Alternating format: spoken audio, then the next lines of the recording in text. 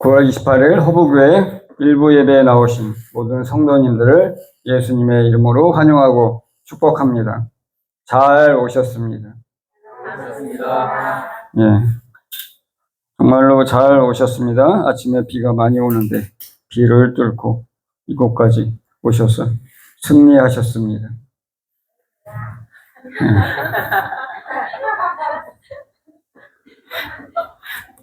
옆 사람과 인사를 나누시겠습니다. 당신은 의의 무기입니다.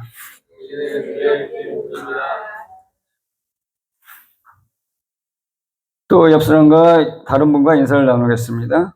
새 생명 가운데 행하십시오.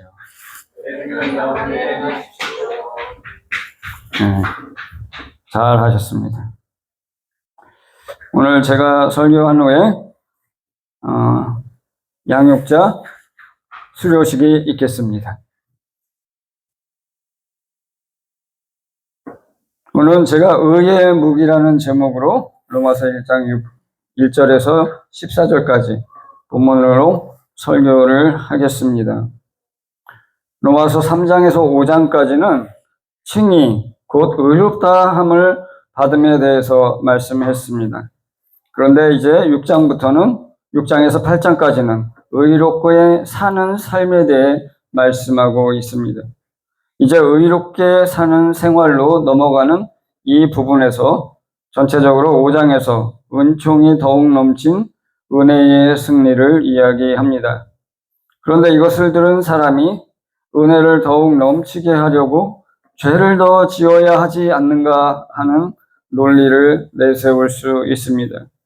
1절은 바로 이 논리에 대한 언급입니다. 바울은 6장에서 의롭게 사는 생활에 대한 표현으로 새 생명 가운데서 행함과 하나님께 대하여 산 자와 의의 무기라는 표현을 도입합니다. 또한 법 아래에 있지 않고 은혜 아래에 있다고 표현하고 있습니다. 바울의 논리라면 의롭다 하심을 받은 신자는 새 생명 가운데 행하고 하나님께 대하여 산 자로 반응하고 의의 무기로 하나님께 자신을 드리는 자입니다. 이는 그가 법 아래에 있지 않고 은혜 아래에 있다는 증거입니다. 1절을 같이 읽겠습니다. 그런즉 우리가 무슨 말을 하리요? 은혜를 더하려 하려고 죄에 거하겠느냐? 여기서 그런즉이라는 접속사는 5장의 20절과 연관이 됩니다. 20절 하반절의 내용과 관련해서 설명하려고 접속사를 도입했습니다. 제가 읽어보겠습니다. 율법이 들어온 것은 범죄를 더하게 하려 함이라. 그러나 죄가 더한 곳에 은혜가 더욱 넘쳤나니. 여기서 그러나 죄가 더한 곳에 은혜가 더욱 넘쳤다고 말하고 있습니다. 로마서 5장 20절 하반절과 1절을 연결해서 바울의 의도를 제가 여러분에게 말씀드리면, 죄가 더한 곳에 은혜가 더욱 넘쳤나니 은혜를 더하게 하려고 죄에 거하겠느냐라고 말하는 것입니다. 우리가 때때로 빠지는 죄가 있습니다. 본인이 약해서 안 되는 줄 알면서도 짓는 죄가 있습니다. 그러나 본문에서 거한다는 말은 이런 경우와 다른 의미를 가집니다. 오히려 장막을 치고 산다는 것을 뜻합니다. 헬라어로는 머문다는 뜻이며 삶의 패턴이 되어 있다는 것입니다. 그러므로 본문의 말씀은 습관적으로 짓는 이 죄를 끊임없이 지을 수 있겠는가? 은혜를 더 풍성히 하려고 죄 안에 집을 짓고 살 수 있는가? 라는 뜻으로 생각할 수 있습니다. 죄를 전혀 짓지 않는다는 말이라면 우리에게 해당될 것이 없을 것입니다. 그러나 본문에 거한다는 것은 오히려 죄 안에 거하겠느냐는 질문입니다. 1절의 주장은 반율법자의 자들의 주장과 동일합니다. 믿음으로 의롭다함을 받고 은혜로 구원을 받는 것이기에 마음대로 살아도 괜찮다고 이야기하는 사람들입니다. 특별히 죄가 많은 곳에 은혜가 넘쳤기에 죄를 지으면 지을수록 은혜가 넘칠 것이기에 죄를 더 짓자는 묘한 이론이 등장했던 것입니다. 하나님은 자비하셔서 결국 용서하실 것이기 때문에 그리스도인들은 은혜의 향연에서 은혜의 남용으로 미끄러지고 죄에 안주하려는 유혹을 결코 피하지 못한다고 주장하는 사람들이 있습니다. 그러나 바울이 여기서 직접 제기하는 것은 올바르게 해석된 은혜의 복음이 방종함이 아니라 의로운 또는 거룩한 삶으로 이어진다는 것을 그리스도인들에게 보여주기 위함입니다. 성경에서 이에 대한 적절한 예가 있을까 생각해 보았습니다. 그러다가 압살롬이 생각났습니다. 압살롬이 누이 다말의 일로 암논을 죽였습니다. 왜냐하면 다윗이 암논이 다말을 강간한 것에 대해 침묵하고 징계하지 않았기 때문입니다. 그리고 다윗을 피해서 외가로 피신했습니다. 몇 년 후 요압의 중재를 통해서 다윗이 압살롬의 죄를 용서했고 압살롬은 다시 예루살렘으로 돌아오게 되었습니다. 그런데 압살롬이 돌아오고 나서 아버지 다윗을 반역할 모략을 시작했습니다. 그리고 다윗의 모사였던 아히도벨을 설득해서 다윗을 함께 반역했습니다. 압살롬의 군대와 요압이 이끄는 다윗의 군대가 전투를 벌였고 마침내 다윗의 군대가 승리했습니다. 그리고 압살롬은 요압에 의해서 죽었습니다. 이번에도 다윗은 압살롬을 용서해야 했을까요? 그는 아버지에게만 잘못한 것이 아니라 이스라엘 백성에게도 공적으로 잘못을 범했습니다. 그래서 그의 반역은 개인적이면서 공적인 것이었습니다.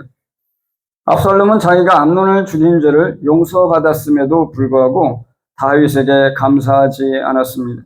그가 다윗의 용서를 마음으로 받아들였다면 그는 다윗의 왕자로서의 삶을 누렸을 것입니다. 그러나 그는 용서를 은혜로 생각하지 않았고 다윗을 다시 반역할 생각만 한 것입니다.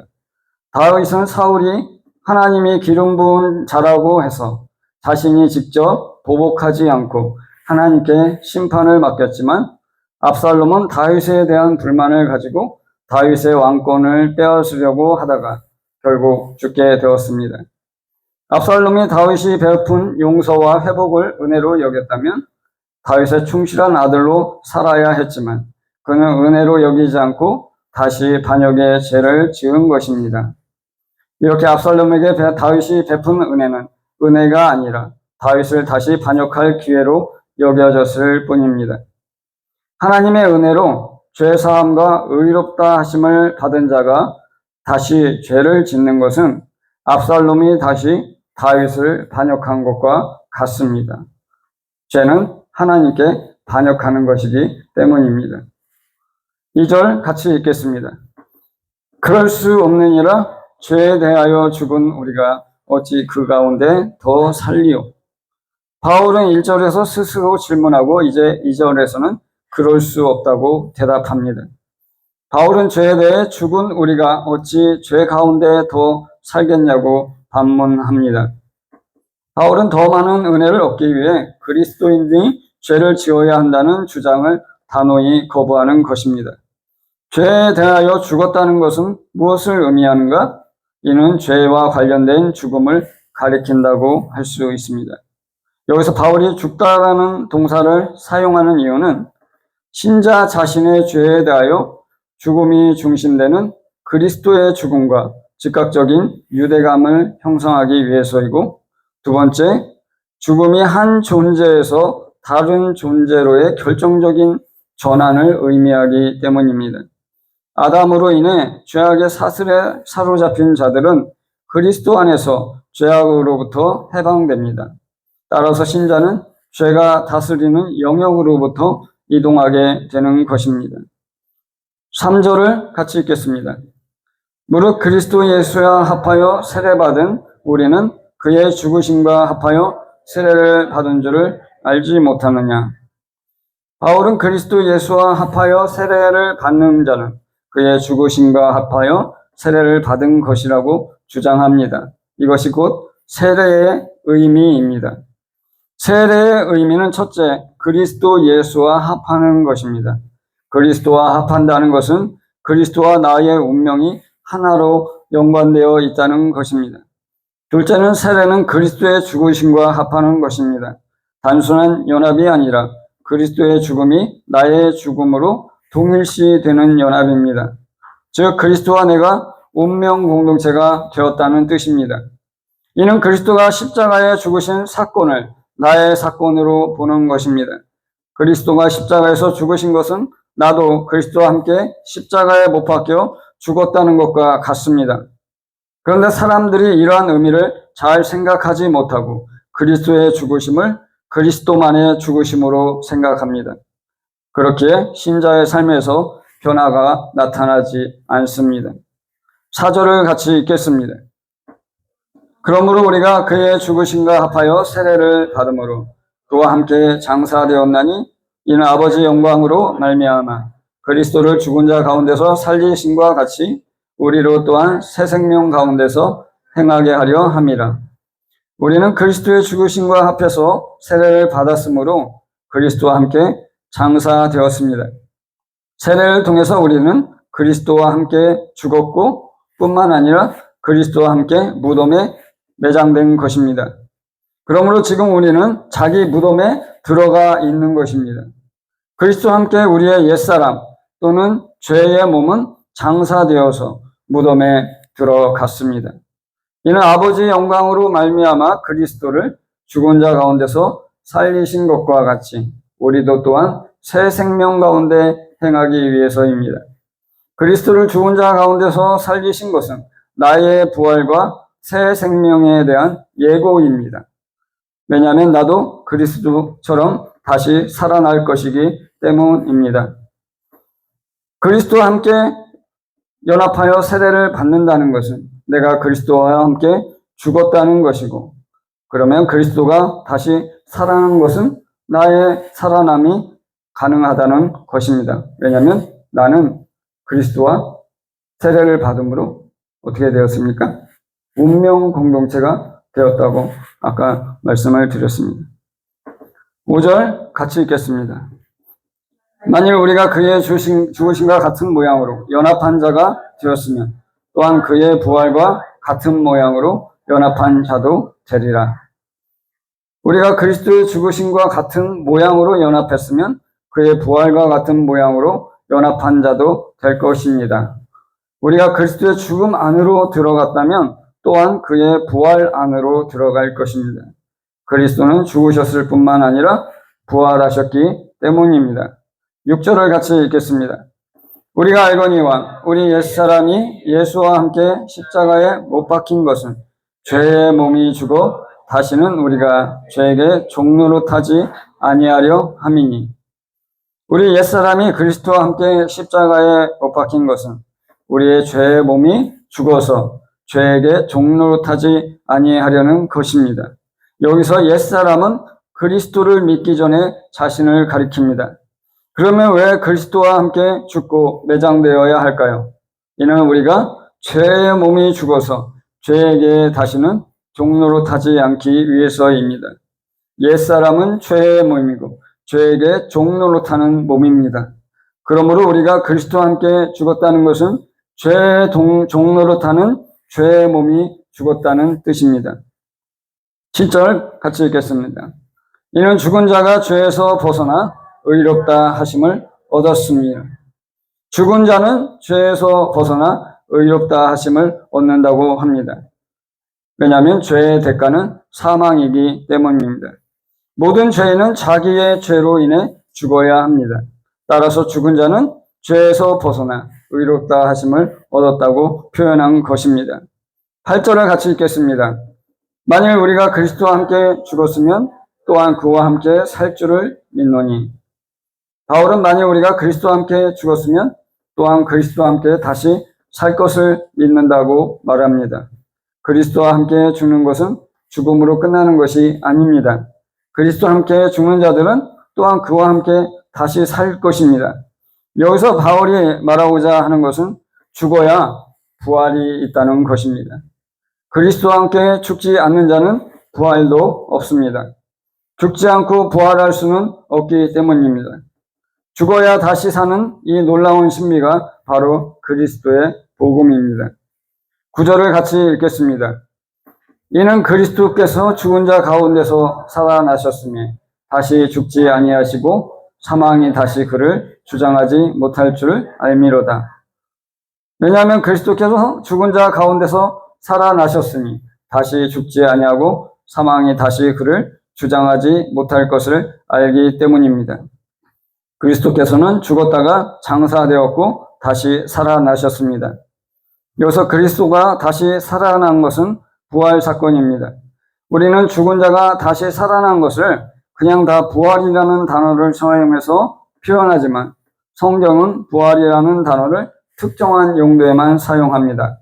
그것은 바로 그리스도처럼 죽었다가 새 몸인 바울의 표현대로 신령한 몸, 부활체로 다시 살아나는 것입니다.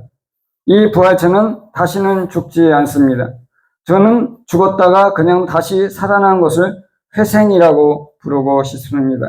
즉 그리스도는 부활하신 것이고 죽었던 나사로는 회생한 것입니다. 나사로는 죽었다가 다시 살아났지만 새로운 몸인 부활체로 살아난 것은 아닙니다. 또한 엘리야가 살린 사렙다 과부의 아들도 회생한 것입니다. 10절을 같이 읽겠습니다. 그가 죽으심은 죄에 대하여 단번에 죽으시며 그가 살아계심은 하나님께 대하여 살아계심이니 그가 죽으심은 죄에 대해 단번에 죽으신 것이고 그가 살아계심은 하나님께 대해 살아계신 것입니다. 그가 죽으신 것은 무엇입니까? 모든 인류의 죄를 지고 십자가에 달려 죽으셨습니다. 즉 주님은 자기 스스로 십자가에 달려서 죄에 대해서 단번에 죽으신 것입니다. 여기서 단번에 죽으셨다는 것은 그가 다시 죽을 필요가 없다는 뜻입니다. 한 번의 죽으심으로 모든 죄의 대가를 다 지불했다는 것을 내포합니다. 그의 단번에 죽으심을 통해서 모든 인류가 혜택을 받을 수 있게 되었습니다. 11절을 읽겠습니다. 이와 같이 너희도 너희 자신을 죄에 대하여는 죽은 자요 그리스도 예수 안에서 하나님께 대하여는 살아있는 자로 여길지어다. 바울은 신자가 자신을 죄에 대해서는 죽은 자, 그리스도 예수 안에서 하나님께 대해서는 살아있는 자로 생각하라고 촉구합니다. 죄에 대해 죽었다는 것은 내 안에 있는 죄가 죽었다는 뜻이 아닙니다.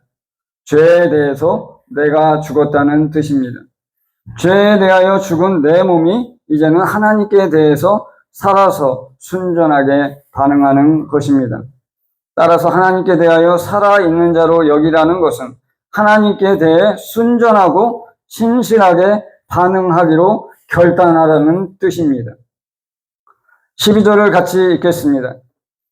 그러므로 너희는 죄가 너희 죽을 몸을 지배하지 못하게 하여 몸의 사욕에 순종하지 말고 그러므로 우리의 죽을 몸을 죄가 지배하지 못하게 해서 몸의 사욕에 순종하지 말라 합니다. 이는 육신의 정욕에 굴복하지 말고 죄가 내 몸을 주장하지 못하게 하라는 뜻입니다. 죄가 내 몸을 지배하지 못하게 하는 것은 내가 죄를 미워하는 태도를 가지는 것입니다. 내 안에 남아있는 죄성이 자신을 죄와 타협하도록 강력히 유혹하기 때문입니다. 죄는 또한 육신의 정욕을 통해서 우리를 사로잡습니다. 정욕을 만족시키려는 강한 욕구를 불러일으켜서 죄를 짓도록 유발하는 것입니다. 때문에 우리는 죄를 마치 나의 원수를 대하듯 미워하지 않고서는 이길 수가 없습니다. 13절을 같이 읽겠습니다. 또한 너희 지체를 불의의 무기로 죄에게 내주지 말고 오직 너희 자신을 죽은 자 가운데서 다시 살아난 자 같이 하나님께 드리며 너희 지체를 의의 무기로 하나님께 드리라. 지체를 불의의 무기로 너희 죄에게 내어주지 말고 오직 우리를 죽은 자 가운데서 다시 살아난 자 같이 하나님께 드리라고 촉구합니다. 이는 우리 지체를 하나님께 의의 무기로 드리는 것입니다. 불의의 무기는 바로 자기 정욕을 위해 사용하는 것을 가리킵니다. 하나님이 그리스도를 통해 주신 자유를 자신의 정욕을 위해 사용하는 것은 자신을 불의의 무기로 드리는 것입니다. 죽은 자 가운데서 다시 살아난 자는 바로 그리스도 예수입니다. 그리고 자신을 하나님께 드린다는 것은 자신의 소유권을 하나님께로 돌리는 것입니다. 소유권을 하나님께 드린 자는 자신을 위해 살지 않고 하나님과 그의 뜻을 위해 사는 인생의 변화를 시작하는 것입니다. 즉 여기서 바울이 하는 말은 하나님이 주신 죄사함과 구원의 은혜를 자기의 정욕을 만족시키는 데 사용하지 말고 하나님의 뜻을 이루는 데 사용하라는 것입니다. 이렇게 하나님의 뜻을 이루는 데 자신을 내어드리기 때문에 의의 무기가 되는 것입니다. 오늘은 마침 8분의 지체가 허브교회 양육자 과정을 마치고 양육자로 새롭게 헌신하는 날입니다. 양육자로 훈련받고 헌신하기로 결단하는 것은 바로 하나님께 의의 무기로 내어드리는 것이며 하나님께서 헌신자를 마음껏 사용하셔서 복음을 전하고 하나님의 자녀들이 돌아오게 하는 통로가 되게 하는 것입니다. 왜냐하면 하나님께서는 모든 사람이 멸망하지 않고 구원에 이르기를 원하시기 때문입니다. 저는 허브교회 모든 성도들이 하나님의 이 마음을 받들어서 복음을 전하고 모든 사람을 구원하는 사역에 하나님과 동참하기로 결단하시기를 축복합니다. 그리하면 하나님께서 여러분 한 사람 한 사람을 통해서 많은 생명의 역사를 일으켜 주실 것입니다. 14절을 같이 읽겠습니다. 죄가 너희를 주장하지 못하리니 이는 너희가 법 아래에 있지 아니하고 은혜 아래에 있음이라. 그리스도를 믿고 구원받은 신자에게 죄가 더 이상 주장하지 못하게 되는데 왜냐하면 그가 법 아래에 있지 않고 은혜 아래에 있기 때문이라 설명합니다. 바울은 이것을 골로새서 2장에서 언급했습니다. 골로새서 2장 14절입니다. 우리를 거스리고 불리하게 하는 법조문으로 쓴 증서를 지우시고 제하여 버리사 십자가에 못 박으시고 우리를 강제하던 법조문을 쓴 증서를 하나님께서 지워버리시고 제하여 버리셨다는 것입니다. 즉 마치 우리가 사채업자에게 빚을 졌는데 그 빚을 얻기 위해 쓴 계약서를 하나님이 불태워 버리신 것입니다. 사채업자 사무실에 찾아가셔서 금고를 열어서 그 증서를 꺼내가지고 다 불태워 버리신 것이죠. 그러면 우리는 사채업자에게 빚을 갚을 필요가 없게 되는 것입니다. 이렇게 하나님께서는 우리가 이러한 자유와 구원과 축복을 누릴 수 있는 은혜를 부어주신 것입니다. 바울은 이번 소주제를 종결하면서 결론을 맺습니다. 그리고 그의 결론은 신자가 법 아래에 있지 않고 은혜 아래에 있으므로 죄가 소유권을 주장하지 못한다는 사실입니다. 바울은 하나님께서 우리를 거스리고 불리하게 법조문 증서를 지우시고 없애버렸다고 말합니다. 법조문 증서를 없애버렸기 때문에 저와 여러분을 강제할 근거가 완전히 제거된 것입니다. 따라서 우리는 법 아래에 있지 않고 은혜 아래에 살게 되었습니다. 내가 은혜 아래에 있다는 것은 어떻게 드러나게 될까요? 그것은 내가 하나님의 은혜를 누리고 있다는 것을 깨닫고 감사하고 찬양하는 것입니다. 그리스도를 통해 베풀어 주신 하나님의 놀라운 은혜를 내가 매일 누리고 있다는 사실을 깨닫고 매일 그 안에서 내가 발견되기를 간절히 바라는 것입니다. 그러면 사람들이 여러분에게 질문할 것입니다. 당신은 무엇을 그렇게 갈망합니까? 그때 여러분은 이렇게 대답할 수 있기를 축복합니다. 하나님이 예수 그리스도를 통해서 베풀어 주신 은혜를 지금 내가 누리고 있는데 그 은혜 안으로 더욱 깊이 들어가기를 바라는 것입니다. 라고 말입니다. 허브교회 성도 여러분, 여러분 자신은 법 아래에 있습니까? 아니면 은혜 아래에 있습니까? 자신에게 스스로 질문해 보십시오. 나는 법 아래에 살고 있는가? 아니면 은혜 아래에 살고 있는가? 법 아래에 살고 있는 자는 자신뿐만 아니라 다른 사람도 법으로 판단합니다. 여기서 더 나간 사람은 자신에게는 한없이 관용하고 타인에 대해서는 법으로 판단하는 사람입니다. 즉 내가 하면 로맨스고 남이 하면 바람이 되는 것입니다. 은혜 아래에 있는 사람은 자신뿐만 아니라 다른 사람도 하나님의 은혜의 시선으로 바라봅니다. 타인의 부족함과 무능력함과 신실하지 못함을 용납하며 하나님이 은혜로 그 사람을 변화시킬 것을 바라봅니다. 이 경우에서 더 나아가면 자신에게는 엄격하지만 타인에게는 너그러운 사람이 되는 것입니다. 성경에서는 이와 관련된 적절한 예가 있습니다. 바로 마가에 대한 바울과 바나바의 다툼입니다. 2차 선교 여행을 계획하고 바울과 바나바가 갈라서게 되는데 이는 마가에 대한 입장이 크게 차이가 났기 때문입니다. 바울은 1차에서 중도에 포기하고 돌아간 마가를 일행에 다시 포함시킨 것을 반대했고 바나바는 마가에게 다시 한번 기회를 줘야 한다고 주장했습니다. 결국 둘은 합의에 이르지 못해서 바울은 실라와 떠났고 바나바는 마가를 데리고 떠났습니다. 바울은 선교 동역자로 마가가 합당하지 않다고 생각한 것이고 바나바는 지금은 연약하고 부족해도 그가 하나님의 은혜로 변화될 것을 믿었기 때문입니다.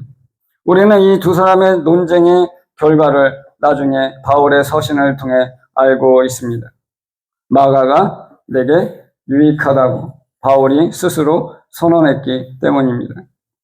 저는 우리 허브교회가 바나바와 같은 마음으로 서로를 바라보고 용납하고 품어주기를 바랍니다. 왜냐하면 하나님이 우리 연약함에도 불구하고 품으시고 의롭다 하시고 구원해 주셨기 때문입니다. 우리가 완전해서 하나님이 우리를 선택하시 아니라 하나님 마음에서 흘러나온 은혜와 사랑이 저와 여러분을 지금 이곳에 있게 하는 것입니다. 저와 여러분이 지금 살고 있는 것은 법이 아니라 하나님의 은혜 때문임을 기억하고 항상 은혜 아래에 살기로 결단하시기를 예수님의 이름으로 축복합니다. 나를 사랑하사 나를 위하여 자기 몸을 버리시 그리스도 예수의 은혜로 말미암아 저와 여러분이 새 생명을 얻은 것입니다. 그러므로 지금 예수님 앞에서 결단하시기를 강력히 권면합니다. 지금 내가 놀라운 은혜 아래에 살기를 원하고 선택합니다. 나 자신과 타인을 주님의 은혜로 바라보고 용납하고 기도하기를 결단합니다. 이렇게 같이 기도하시겠습니다.